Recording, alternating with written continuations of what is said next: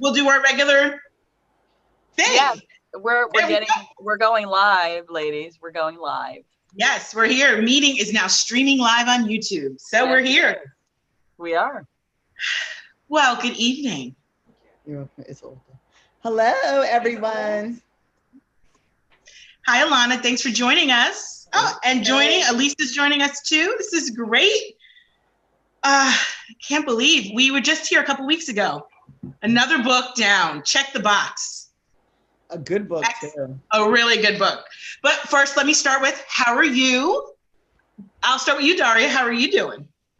Oh, I'm fantastic. Super fantastic. I cannot complain. This is hairdo is good. Cute. Week. You know, yeah, the hair is, what do they say? The curls are spinning. Yes. Excellent. Great. And I had a fantastic dinner tonight. I had a baked sweet potato with nutmeg and cinnamon. It was fantastic. Excellent. That sounds yummy. It was. Good. How are you, Danielle? Girl, I'm always going to be fab. I'm doing wonderful. I'm too blessed to be stressed. I love it. I love that. Highlight of your week so far. What's been a highlight? Highlight of my week. My baby made whiskey beef. It's yum. Good. Yeah.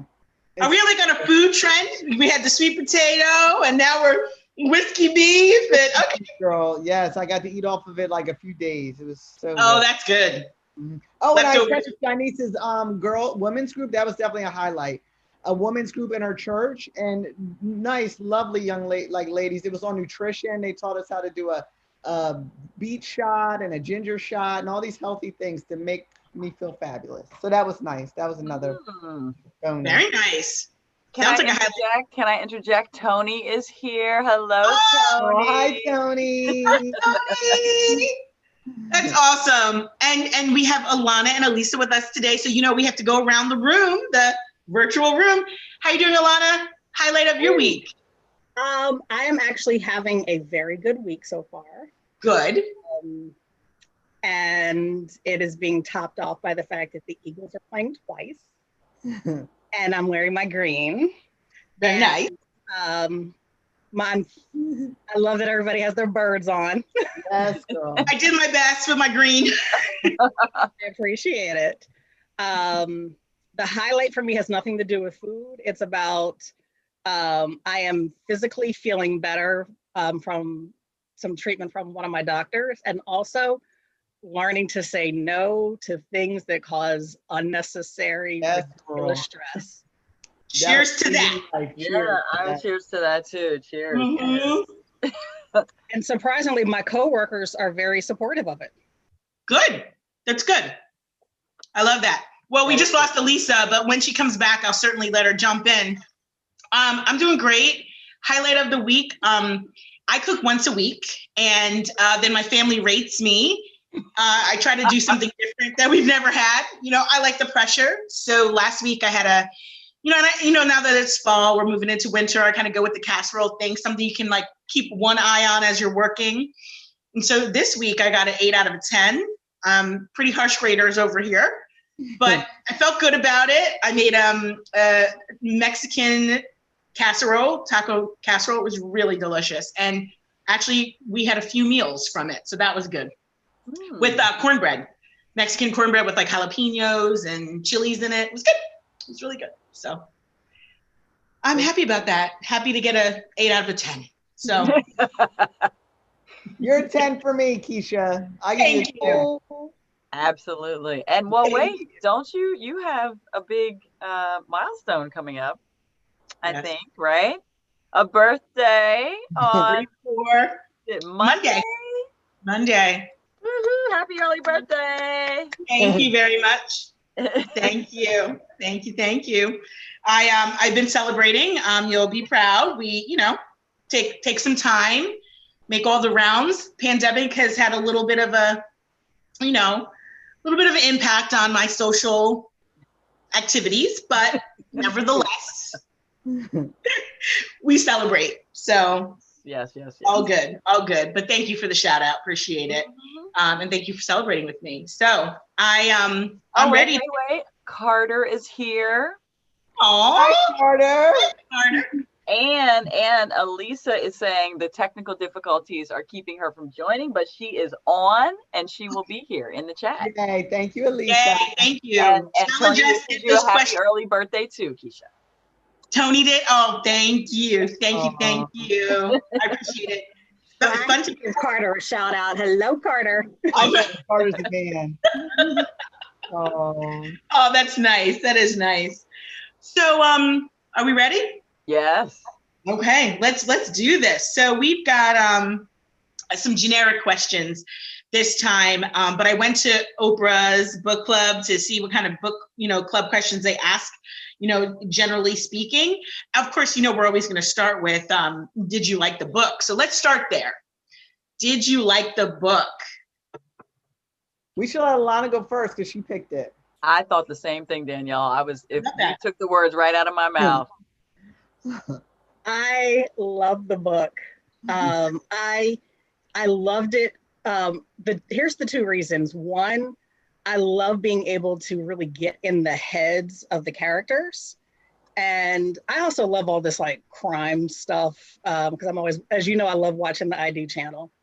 But you don't usually know who actually is guilty or innocent, but you actually get to see in this like the impact of people accusing innocent people and how it messes with their psyche and tears their lives apart, and how they were turning on each other. So I just thought it was I just loved all that, where it was like you actually know what happened, but you really didn't. So I just thought it was really cool. Awesome. Daria. Well, at first, I didn't know if I'd be able to read this book at first. Because, Fair enough, yeah. The bad things that were happening to children at the beginning, I must have been in a frame of mind where it was hard for me to read that at first. So I had to put it down about 30, 35 pages. And you guys remember, right? I texted you and I was like, okay, whoa, this is not what I was expecting.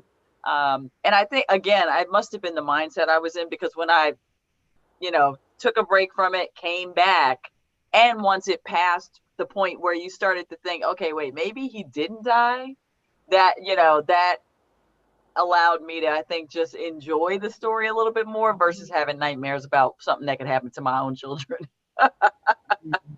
Certainly. Yeah. But did you like it? Did you like the book? Did you like it? Yeah. Yes, I liked it. We've had books that I liked more, but I liked it. Yeah. Okay. Danielle?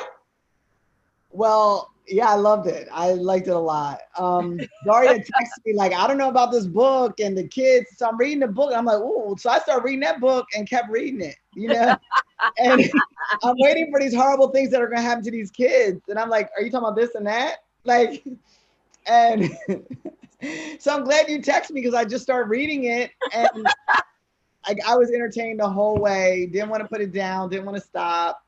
I loved it. Loved the end. I loved it all. Yes. Good. Awesome. Collection, Alana. Yes. Yeah. And we'll make sure you let me know about Tony and Elisa, if they liked it. I did enjoy the book. I thought it was, I think it might be made for TV, for sure. A lot of twists and turns. And I think, to Alana's point earlier about thinking about the, human nature and really how low people can go and how the impact is the ripple effect. Totally, innocent bystanders pulled into, messy situations. So I did like the book, made you think. And I like when that happens, when you end the book and you're like, wow, I could see how that would play it on the screen.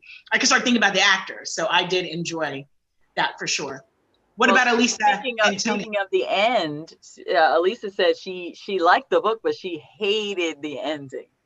Oh. She has to tell us why. Yeah. Well, it definitely leaves you like, wait a second, what happened? What's about to happen? I didn't mind the end. So Elisa, add in there what you didn't like about it, girl. Yeah, I did. I I did like that. I did like the end, but so let's talk about your favorite part of the book. Yeah, so Tony as well enjoyed it. She said she too thought the beginning was a little tough to get through, but the ending was amazing. Well, so the ending was amazing. Elisa didn't like the end. I think we should ask that. What did everybody else think about the end? We can go to the end first. Yeah, we can do that. I mean, just as I'm curious about which part of the ending, like the part where you find out that the father of the family, like from the, what was his name? Dr. Miller. Death. Dr. Miller. Dan Miller. The kid, or that she ultimately was most likely about to tell on herself. Yeah, Liz. Oh, I don't think she was going to tell on herself at all. Oh, I thought she was telling on herself. herself. I thought she was totally going to tell. Yeah, because she let Owen leave, and then she was about to, at the scene, because it's like it leaves you to wonder. But I was like, oh, she's going to unburden herself and let them know what actually happened. Definitely, because of the tarp. The tarp was like the one connecting factor giveaway. She has the picture of Owen. I think she's going to set him up to take the fall for all of it, because she wanted to get back at him anyway. So, right? Yeah, that's funny. Yeah, who knows? Yeah. Who knows, right? I felt like she felt so burdened. I thought about it, like if I did something like that to Keisha or you, I would rather just like, look, this is what I did. Tony thinks she's going to blame Owen as well. Yeah. Yeah, it's up for interpretation. Absolutely. And Elisa thinks that she's going to confess anyway. So it's interesting because it's like you can see it either way. Absolutely. Because you don't know. Well, that's part of what makes the ending good. Is like it leaves you wondering, like, wait a second, what's going to happen here? Because I saw her with, like, she was going through so much turmoil, like she was becoming physically ill. Like she was changing because she could not handle the stress of holding onto that secret. And Dory, there was no real picture. Remember, she said there was no picture in the cloud. She said she never sent it. She never sent it to the lawyer, but she did take the picture. But we know our pictures last. I thought she said that there was no picture. She just lied and said that. She did take a picture that night. Yeah, she lied and said she contacted the professor and put the picture in the cloud. But she has that picture. Right. Well, it's somewhere, not on the phone that they smashed, but that, we know that picture stay around. Wait, no, Tony's saying she says she did not take the picture. That's what I read too. Yeah, there was no picture. She just made that lie up to save herself. Well, because she had, what happened when the flash went off though? He was about to kill her. So she said, I already contacted my lawyer. She said I remember her saying there was no photo in the cloud. We need to go back and read that part. Right, because I think when they were moving the body, her light flashed. Maybe it was just her light on her phone flashed. Yeah. Because I remember that distinctly. Yeah, I want to go back and find that part because she definitely made up that she contacted the lawyer and that the thing was in the cloud, but she may have also made up that the picture even existed. That's what I understood. Right. Absolutely. Yeah. I mean, I think the way that she was saying we need to go over next door to, talk to Carol, I think I was thinking she was going to confess. That was what led me down that way. So what was your favorite part of the book? If there was a favorite part? I think my favorite part was when it was clear that Charlie was like alive, and them just scrambling, like, oh my gosh, like, what are we gonna do at this point? Like, and Liz took matters into her own hands. Yeah. She went to the home. She went to the home. Did. I think my favorite part was just that Charlie was alive. But the whole time I thought he was alive because they just kept saying a week missing. Right. 29 days missing. I'm like, why are they saying dead? He's still alive. Right. It gave you hope. I mean, that part, I actually liked the chapters, the way that the headings, it made me feel like hopeful that he was alive. What are they saying in the chat, Daria? Tony is saying that she said she did not send the picture, not that there was not a picture. Oh, okay. I think she was checking the book. I love that. Very good, very good. So my thing about this book too is you mentioned in the beginning, Daria, about the mood that you were put in with the book, but then it changed. Did the book keep you in a certain kind of mood or headspace differently than other books?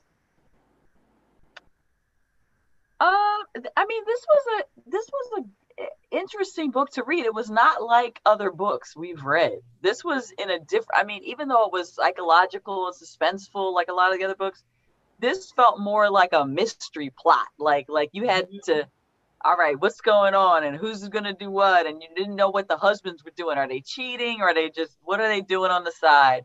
So there were a lot of questions. And I think so my curiosity got piqued after I got past the initial, like, you know, putting myself in the shoes of a mother to lose a child, you know, after I got past that, then it was like, okay, this is mysterious.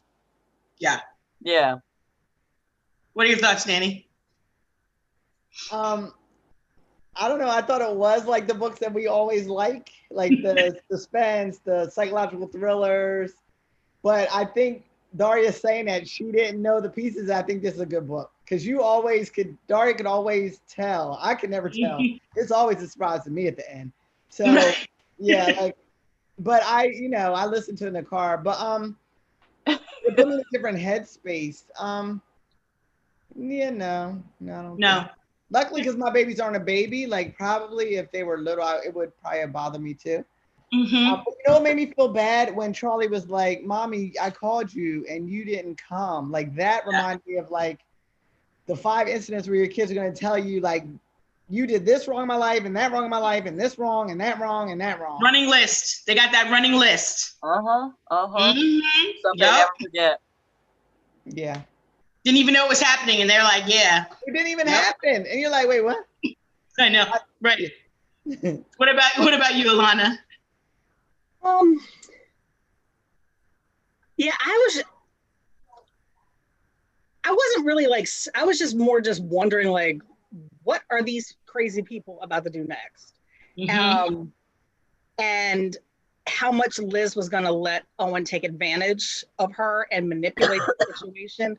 Because the more the book was going on, I was like, oh, he's horrible. He's horrible. And I was happy that she was realizing it as the story was going on.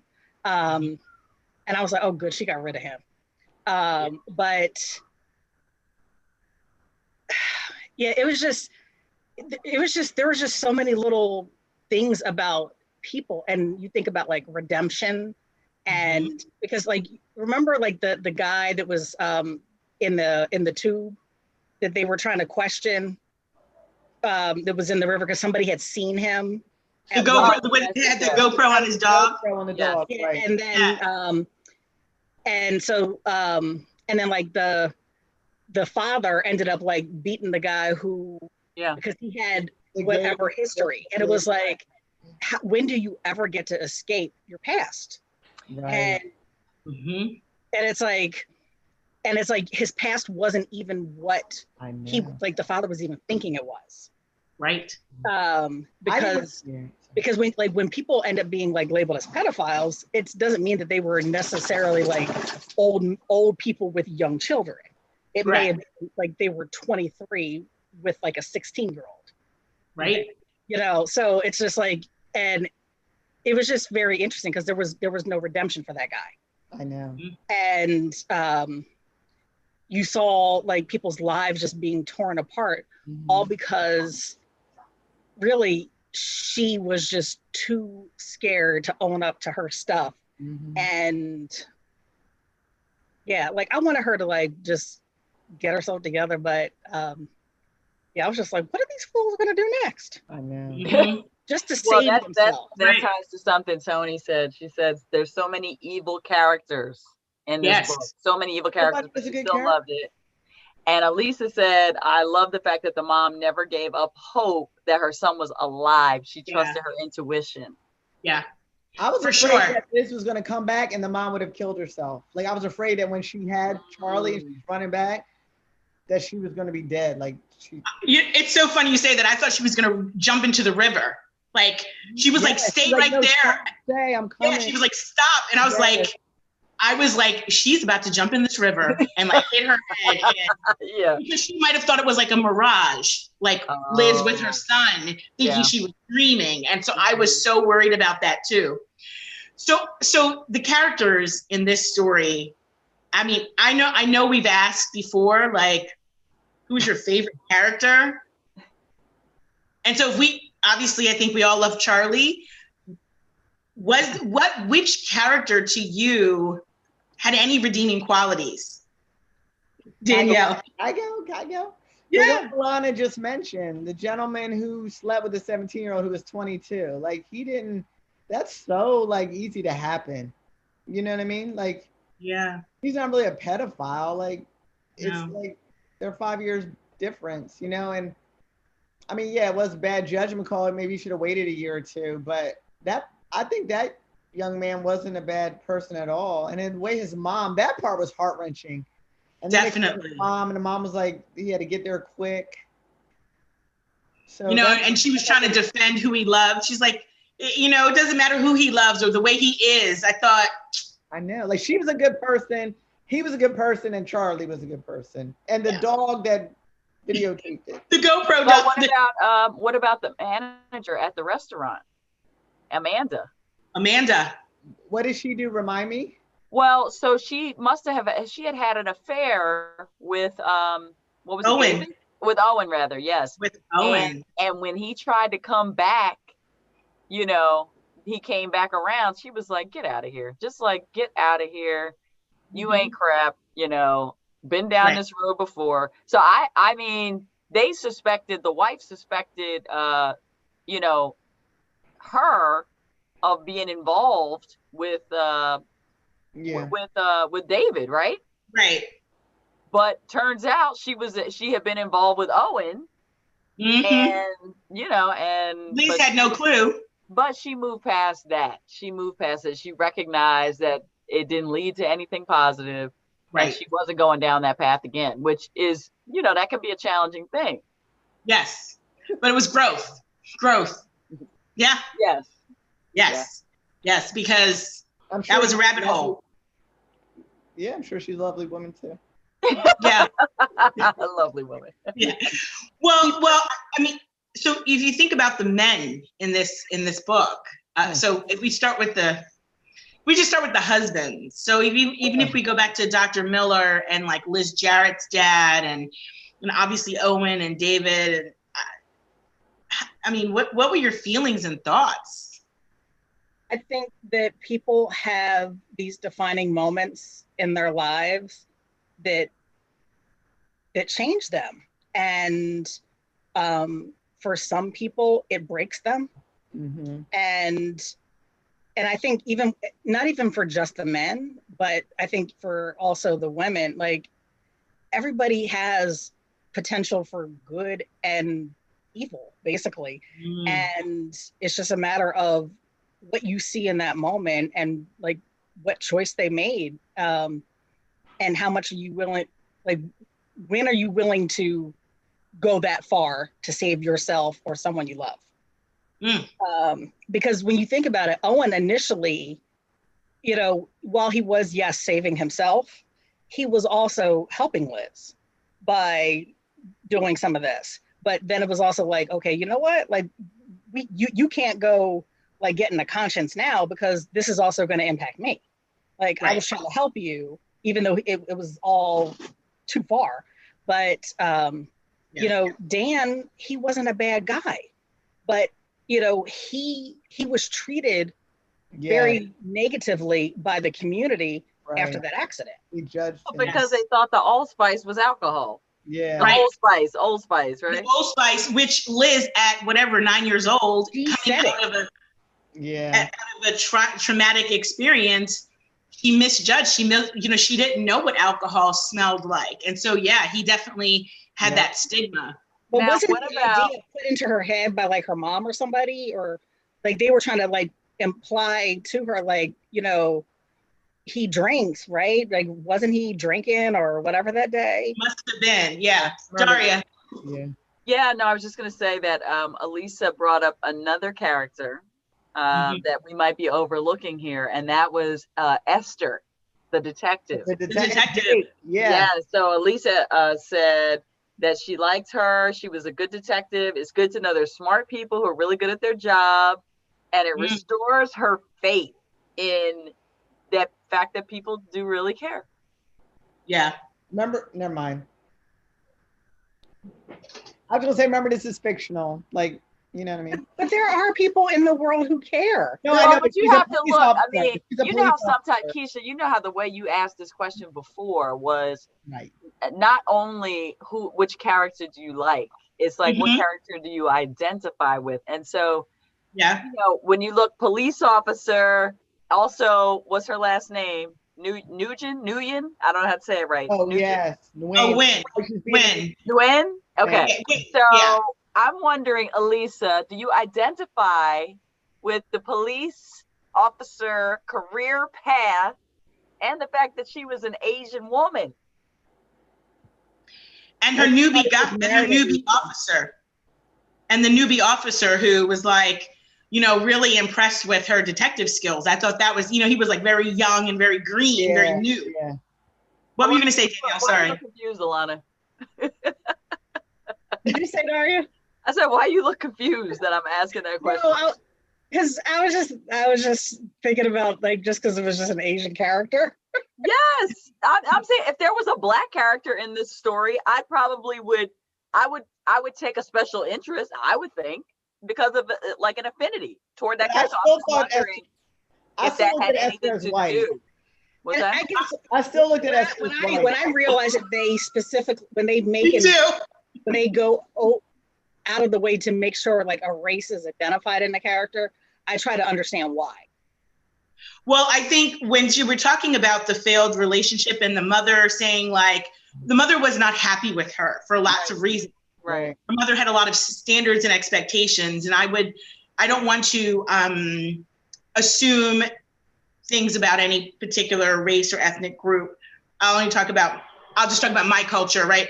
I know it's oftentimes my culture is aligned with what they think about, you know, parents who are of Asian descent or from that continent, around these expectations that seem to be absolutely ridiculous to me and measure.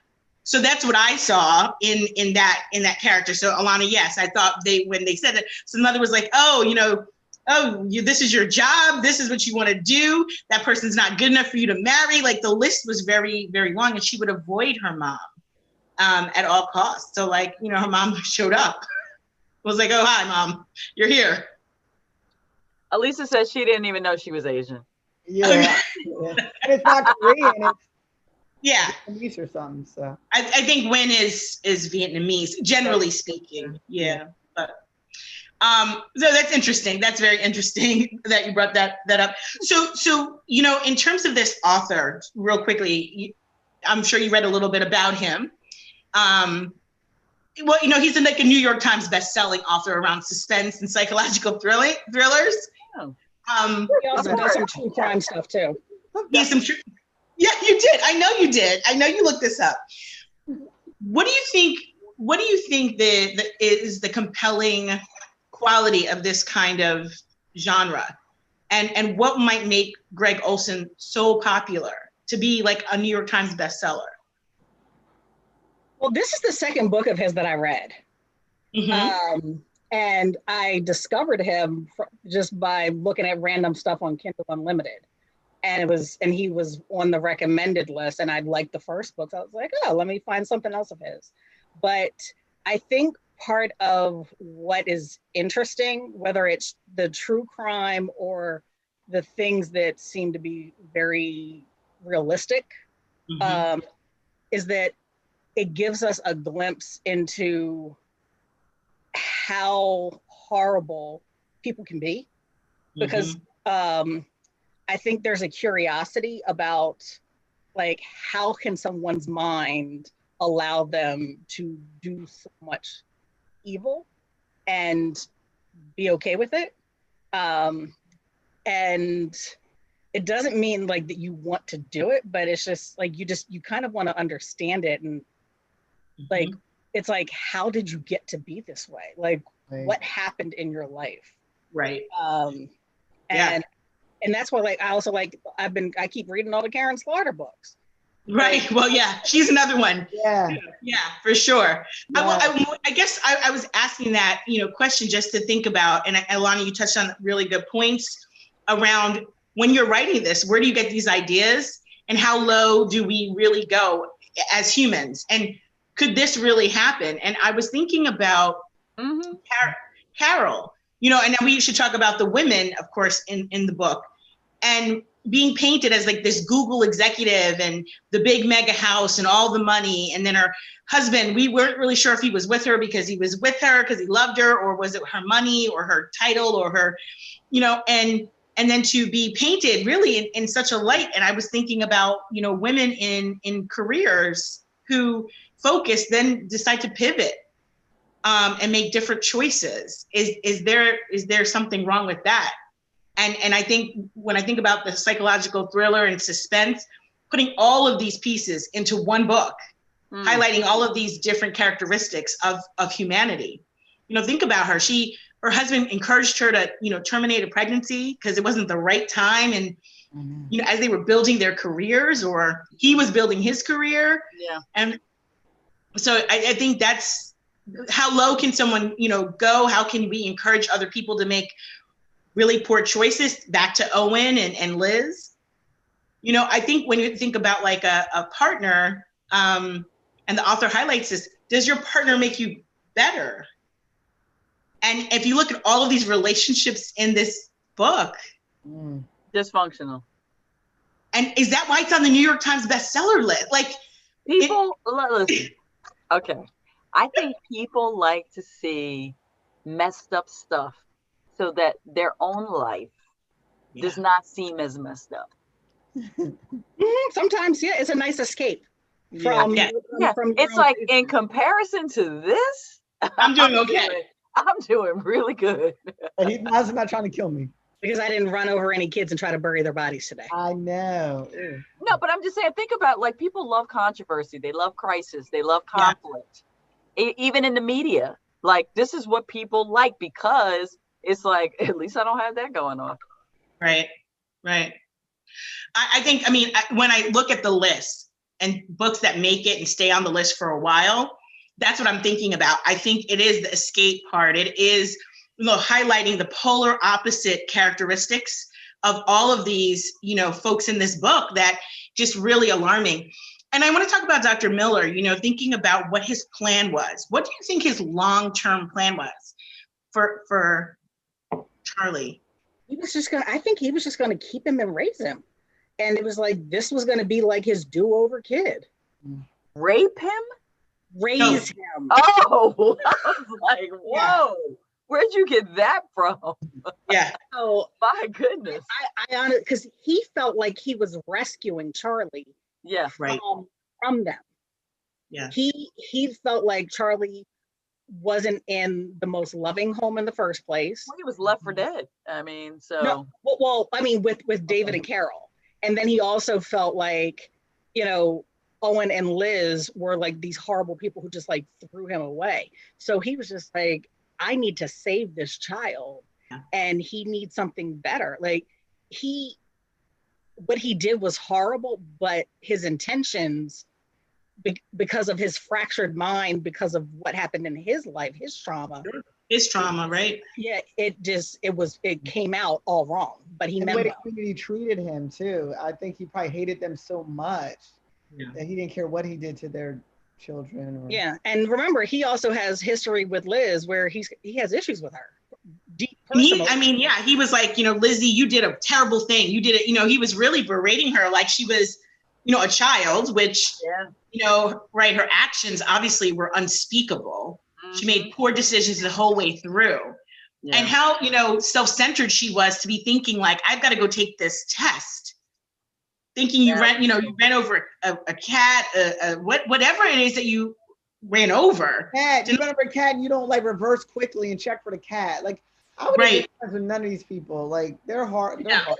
So many things we've seen in the news over, throughout our lifetimes of what people have done to either protect or save their careers, their reputations, their family. Desperation. People have done much worse. Right. Well, so this ties to the quote that Tony put in the chat, because she says she thinks that the fascination with books like this is actually summed up with one of the quotes from the book. And it is, the truth is that we cannot know what is behind someone's emotions. Half the time we project what we think we'd be feeling if we found ourselves in the same dire situation. Empathy is often misplaced. Mm-hmm. Yeah. That's so true. That is, I mean, that's deep. It is deep. That is, that's the core quote, Tony. That's it. Mic drop. Yep. But you know what? Yep. Also, like when you also like see some, like, Let me mute. Sorry, hold on. you know, like, I mean, every relationship or just an individual, there's always going to be conflict. But it's like, what, or is there going to be a conflict that is going to break that relationship? And you know, and when you and if it is, like, I mean, I think all of us, I mean, we've all had different relationships that have ended. And when there's that thing that happens, you start examining other things very differently. And you're like, well, what did that mean? Well, why did I make that choice for you when you did X, Y, and Z? And you start, things mean different things, because look at how David and Carol, like, they were okay because there were all these other ideas from other people. Their marriage was over, even though Charlie came back. Oh, their marriage was definitely over. But I think one of the pieces too, it back to thinking about their relationship, all of those characteristics of a terrible relationship really surfaced. Carol's issue, and she said it to him, is that you're trying to make this restaurant go on, like it can't go on without you being there. When, you know, the police officer, the detective was like, you know, go be with your wife. And there's nowhere else to be. But, you know, he was avoiding and evading. And then, I mean, lacked comfort and affection. But part of it is that maybe Carol, at some point in her life relationship, she didn't need those things. And he never really gave them to her. But at that moment, he still couldn't figure out what it was to help console his wife and his own, his own loss. And he took out all his anger. And if you think back to the part where he goes and does that heinous assault, he was thinking about the money that he would lose from Carol. He was thinking about all these horrible things. And not even thinking about the soul of that person. And it was like he needed something to do. And I what was unclear to me was, like, he got out on bail, and then he was in a hotel, and he's busy worried about, like, how he's going to pay the bill. Not back to, that's an immediate real issue, because you still need to get through regardless of the fact that your kid is dead and you have all this other stuff to do. Right. You still have to get through whatever the immediate problem is. Right. Because you don't have any money now. But also, like, if you are in a place like where you can't handle your own grief and your own emotions, how can you provide that consolation for someone else? Because the expectation is always that the man is, like, people think that the man is supposed to provide that for the woman, but he may not be able to do that. Most men can't. I don't think that's a real expectation. No, but I'm saying, but he was told to go home and support her. Oh yeah, because but that doesn't mean that he had the capacity to do it. Agreed. Because but he was also traditional standards would say, what in our society, back to societal norms and expectations, that's exactly true, Alana. That's what he was told to do, and he couldn't. But again, why I was bringing up Carol, why they kept talking about Carol working at Google and all of these things, it's like she may not have needed that before in a partner. They seem to me like a power couple. Again, they knock down, historic property, build them people who are in that mind space. And people would say like new money. I think Dr. Miller said, the new money people, they found this beautiful, serene place. And they were like, well, we're going to add the old, the new to the old. And it was a very, big tourist attraction kind of place. And I think that was really kind of telling again to what we think we're supposed to do or expect from a partner. And that's not the case. Yeah, so and then they assume that nobody women had a good relationship. Supposed to have emotional needs. Well, again, Lana, what? I said, and then people assume that women like her must not have emotional needs. Right. And, Well, which again is a flawed assumption. Right. Well, if you think about all the women in the book, into some of that. Think about all the women in the book. All of them had some expectations that were not, many expectations of their partner that were not met. Back to Dr. Miller, back to Liz's parents. Liz's mom wanted to really be like the Millers. She would make her dress. Dr. Miller's wife, I can't remember her name right now, would have a dress from New York. Miranda. And is that Miranda or was that Miranda? Okay.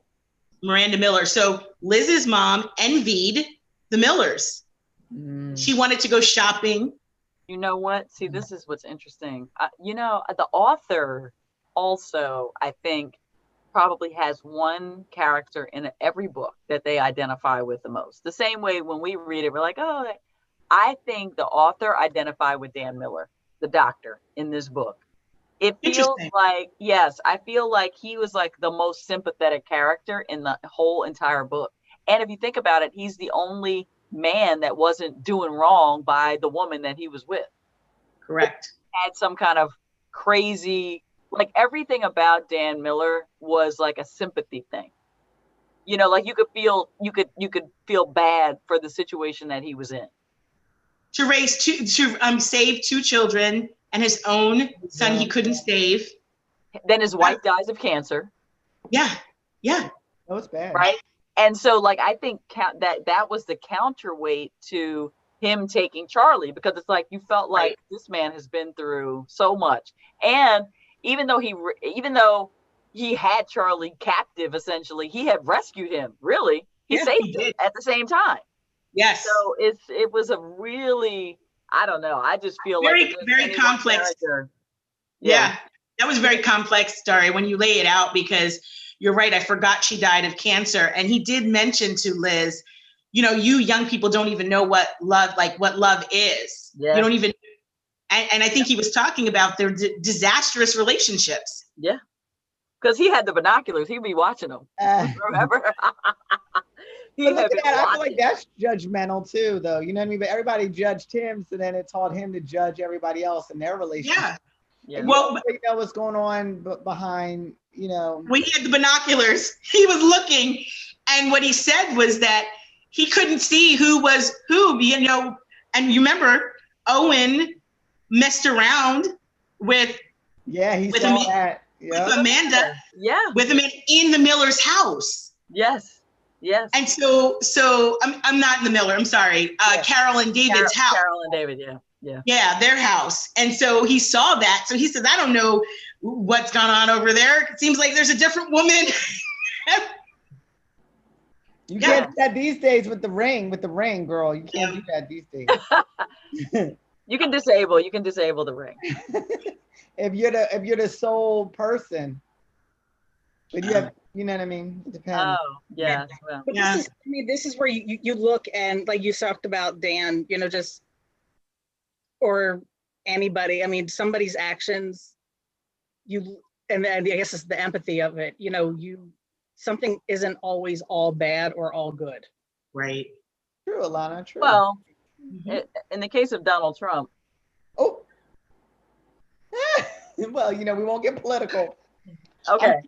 I'm sure something is good about the man. Maybe it wasn't good suits or not. His name came up. No plan. I'm sure all humans have redeeming qualities somewhere. Right. Somehow. He's not human. What'd you say, Alana? I said he's not a human. Yeah, really, right. He's like, what did Obama say? Your crazy uncle. Yeah. Sorry, I said take us down there. I know we have a debate tonight, so that's the only reason I, was in the back of my mind. It is what's happening in America right now. Unrelated, the Eagles have scored. Oh, Good. I never mind. I'm excited. That's good. So I am assuming, but I don't want to assume. So is this the book to recommend? If you're out at a cocktail party when those things are real again, when we do things in person, would you mention this book to someone? That's an interesting question. I recommended it to several of my coworkers. Yeah, And I work for a Christian women's organization. I think you could read good books being a Christian. Like, we're not. No, I know, but I'm just saying, but there's some of us, there are a bunch of us that are really into like the psychological thrillers and true crime. Yeah, me. Yeah. I like these books. They're entertaining. I want to be entertained. Especially with COVID and all that's going on. Like, I want to be entertained. Alicia So said, sure, she would recommend it. Yeah. So at the cocktail party, Danielle, you would recommend? I wouldn't be at a cocktail party. I wouldn't be talking about books. And so yeah, I would not recommend it at a cocktail party. But if someone said, Danielle, do you have any good books that you've been reading in your book club? I would say this was a good one. Okay. I don't Fair like enough. small talk. I don't like fluff. I don't like any of those things. So that is true. I would recommend it. Okay. It would be on your list in your Goodreads to recommend to someone. I might have to call one of you guys to remind me of the book, but you can always phone a friend. Yeah. So you would recommend it, Daria, if you were at a cocktail party?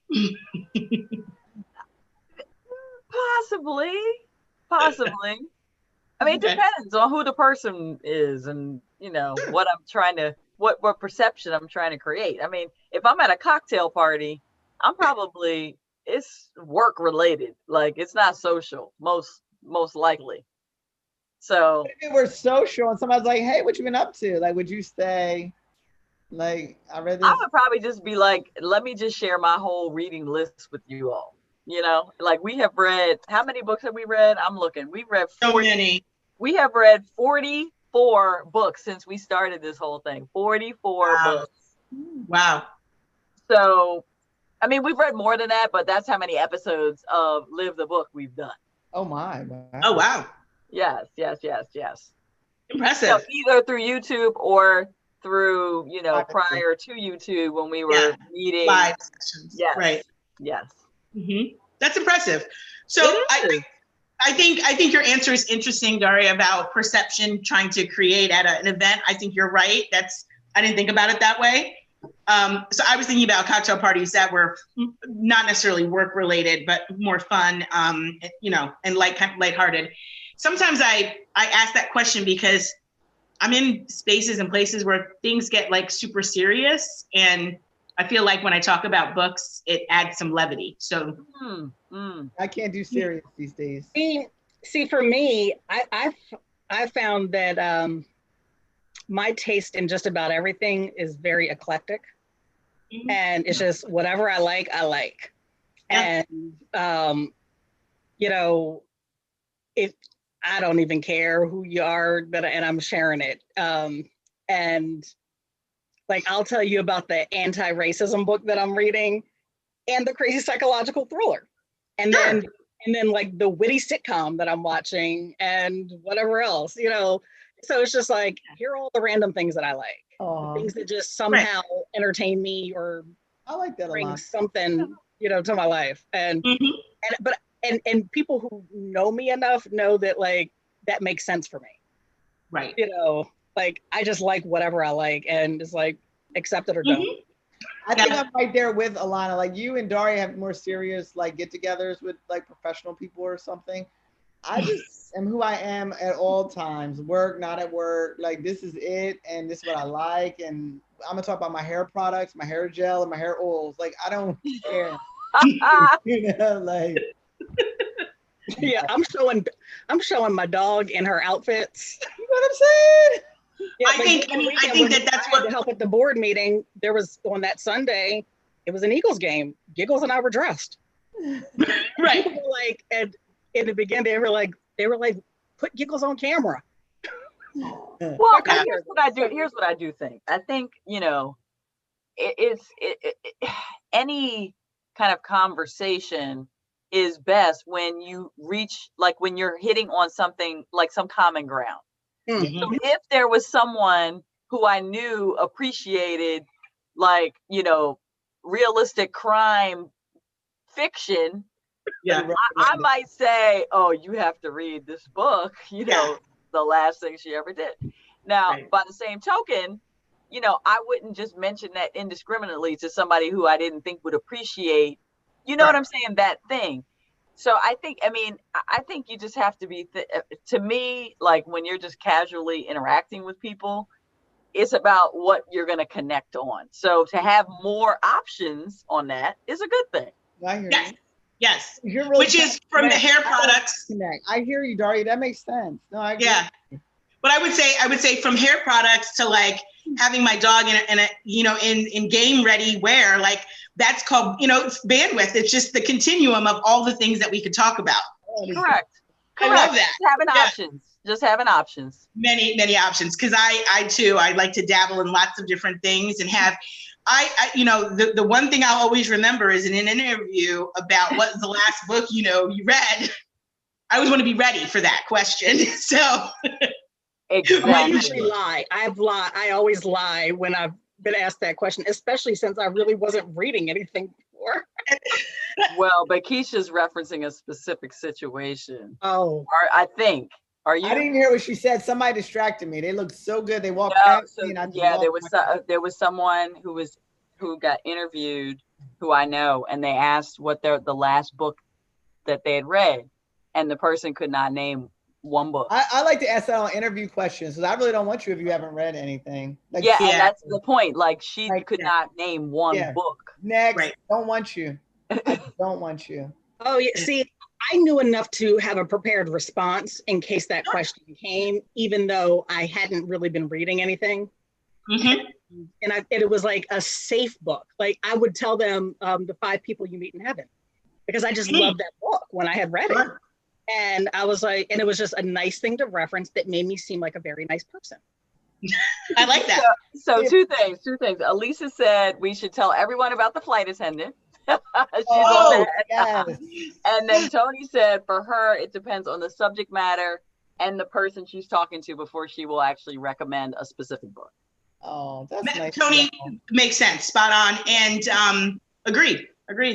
So the flight attendant, I did watch the trailer. I don't know if you all watched the trailer that Elisa put. I watched it. I did. Oh, wait, so Elisa sent it to us? She did. Yes. I'll have to look at it. I think I was cooking brownies that time. Okay, I'll look at it. Yeah, so the trailer, because it's going to be on HBO Max, and okay. And it's the woman from Big Bang Theory. Big Bang Theory. Also in the what is it? Those commercials? The Priceline commercials. Yeah. So when does it start? I don't remember the exact details. I think like near Thanksgiving. I want to say it's in the trailer though, and it's a series. Elisa did allude to. I'll do a first watch party. I think it's near Thanksgiving, I believe, and and we'll watch it. Oh, cool! That'd be fun. We'll bring Arak. We'll bring the Arak. It's going to be very interesting, I think, with her as the main character, because she's such a she's a comedian in, she's a comic relief, I should say, in Big Bang Theory, which was her breaking role. So it'll be interesting to see her. When I saw the trailer, I was like, I don't know how this is going to work out. But I know. I was thinking the same thing because you're so used to seeing her in a comedic role. She's the comic relief at all. At all. Yeah. Yeah. So it will be it's going to stretch her bandwidth, I think, in terms of obviously her artistry. We should tell our followers, we don't have many, but we love everyone, why we're talking about the flight attendant. We weren't on YouTube. Yeah, so Elisa's mentioned it, but Tony, who may not know, and other watchers, the flight attendant was one of our earliest books. It might have been. It was our first book. It's our first. Yes, it was our first book. That was back in May of 2018. Wow. Look at us. We're readers now. You can't tell us nothing. And listen, and we're forever, grateful and appreciative to Julie, because that was a Julie recommended book club book. Hey, Larry. Hello, Victor. Hey, this is the Whiskey Beef Chef. Hello. Oh, they come over to highlight.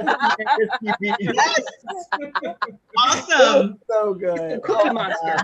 We'll make whiskey beef. Not we. My baby will make whiskey beef for the showing of the Yeah, flight I miss his little I know. accoutrements. that he Yeah, would all lay the out. appetizers. So meals. take that for the flight attendant viewing party. Sure. Thank Yes. you. He said yes. Yes. Yeah, he was the chef And he was director. also the director. Yes, Director. the And the lighting, producer. the microphone, the setup on the books propped up. Yep. We had great angle. Yep. Great angles, everything. Great angles. And we were all lined up at the table, all like this. Lined up at the Yes. Yes. We're gonna have new Pre-COVID. new backgrounds when we go live again together. Yeah. Right. Well, we'll do something fabulous. So we have that, the flight attendant that we referenced. I mean, Tony, you may or may not have read that. Awesome book. And then we're ready to talk about. Wait, what did Daria say? She said she remembers that book. Oh, she Yes, does? Tony. Good. Okay. Because Tony, she read it. That's great. Because so now you'll know. She remembers. Did she read it? Tony, did you read that book? She must have. She must have. Well, maybe she was around from the Julie days. She was. That's what I was Oh, thinking. yes, I know yes, she's she been was around for from a long Julie. time. Well, and she True. won our contest with the She did. ugly sweater contest. And look, we're knocking. We need to have to invite do Tony that. to our Zoom. Right. We Yes. totally should. Tony, somebody ask her, Tony, will you Yeah. join our Zoom next time? I'll send you the link, Tony. Tony. That would be great. I was going to say, we have to do something exciting for the holidays again, because we're knocking on the holiday time. Before you know, it'll be Christmas. So There's people, I was driving around the other day and I saw a house that had the wooden reindeer out on their lawn. They may not have taken it down from last year. No, they put it out. They put it out fresh. I mean, what is My husband won't even put up my holiday wreath. My November wreath, my fall wreath. your harvest wreath? My harvest wreath. I'm like, baby, you put my harvest wreath up. it's time. It is time. It's time. And I only can have it up for 2 weeks because then we got to do the Christmas. Of course. Tony It's the longest says she was around since Julie, and she's like, haha, I might scare the viewers. No, you will not, Tony. Never. You're joining us next time. I'm sending you the link. You're a team member, Tony. You're a committed, loyal Yes. part of our crew. Yes. And I think this book is going to be good, Tony. Like, I know you guys tune in when we have like good books. This book looks like it's going to be good. Yes, Yeah. Keisha, why don't you tell everybody about the next book? It's called The Housekeeper. Yep. Right? I don't know It what it's about. I don't remember who recommended it, but one of our people, somebody recommended it. Probably Alana. And it is free on Hoopla. Oh, she said no. So probably Keisha or me, because it's one of them books that I would recommend. I think this is one of yours, Danielle. I sure. do crazy ones. Like a Well, lot. what got me is what's on the cover of the book. It says, oh my gosh, I got to pull up the cover of the book. It's I'm going to read it to you. It says, she's a stalker. Yes. A liar. Yes. In your house. Yes. What better content? Yes.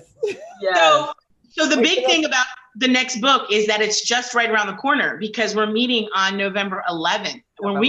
That's right. We're meeting on a Wednesday, because we have decided that we were going to visit, the Dave Feigenbaum's event potentially on the Thursday. Visiting that event, let's remind everyone that we last month we read Chasing Your Cure, and Daria had given us some information about the fundraiser that he has annually for his organization, and it happens to be on November 12th. Daria is on the inner. She had an invitation, and we talked about it last month, and we thought about And we're gonna post clips from that event on our YouTube channel. It's Oh, not live, but it's just gonna be like a video of the clips. Is that I think right? that's Okay. Did you just All make right, that we're a doing video? it appears as if we're doing that. Okay. Yes, that sounds familiar. Yes. So November 11th is just right around the corner. So I would start reading Yes. because, we'll blink and it'll be November 11th and we'll want to discuss The Housekeeper. Absolutely.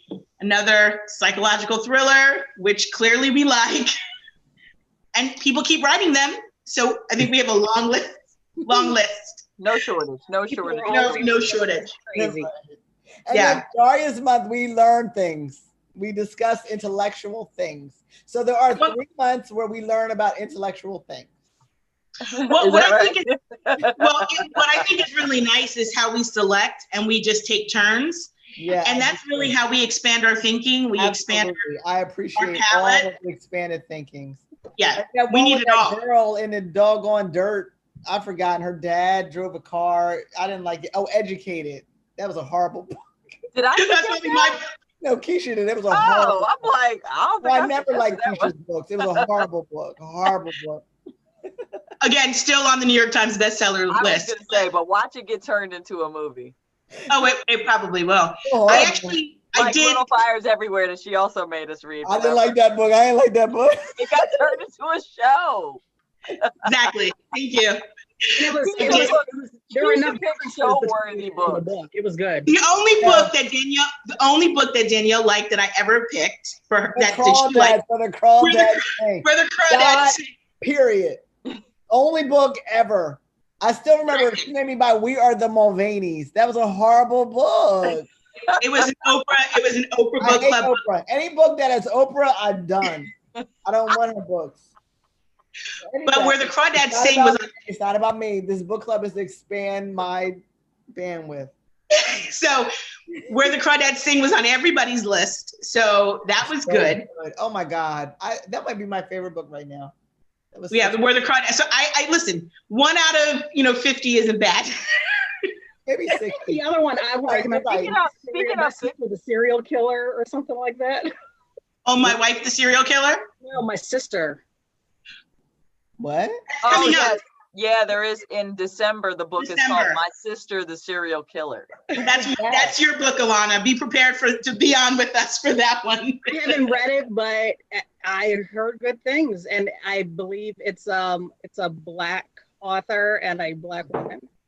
How wonderful. So listen, I follow a YouTuber all the day. I watch her every day, and she writes books. She's an author. Oh, wow. Reach out to her and ask her, like, if we read your book, will you come on our, like, she's a big YouTuber and everything. Oh. Her name is Tanisha Davis. I know you're not following me, Tanisha, but she's on like Fun and Budget Act. And she has a channel with her boyfriend, Sitting in a Tree. But I want to reach out to her and ask her, like, if we do it, I think she'll show up because she's a big, she's a YouTuber. That would be awesome. Fun. That would be really fun. Yeah. But again, we're about expanding our book, but I didn't read it. Well, no, but that would be great if we read it and then have her and then, do a Q&A, which is nice. What I was saying earlier about Educated, which was not a 10 out of 10 for everybody. I was able to hear the author last month at a question answer event. And I actually, it made me a little bit more endearing. She actually sang a hymn, which was awesome too. And if you remember in the book, she would sing, and that's when her father was proud of her. Yeah. And so she actually sang in that presentation. So it was very, very cool. So we're at the end of our time, ladies. When we talk, it could be an hour or 3. It never, ever seems long enough. Oh, I just love that we read and we're reading together and we're discussing stuff. We're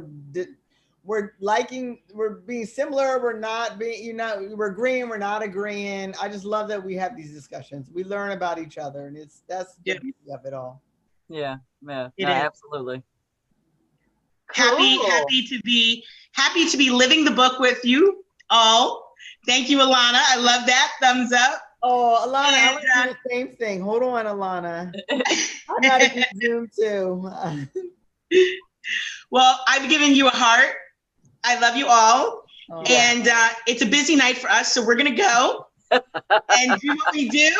And I would just say, after we say, of course, don't forget, live the book. Don't forget to exercise your right to vote. Yes, please vote. Like I mailed mine in and it was accounted for on the 18th. I mailed it Saturday. They got it on the 18th. Make sure you vote. Yes. Like your Vote life like- depends on it. Yes. Because it does. Like your life, my life, It does. my children's life depends on it. It really does. Mhm. Yes. All right, everyone. Let's remember to Live the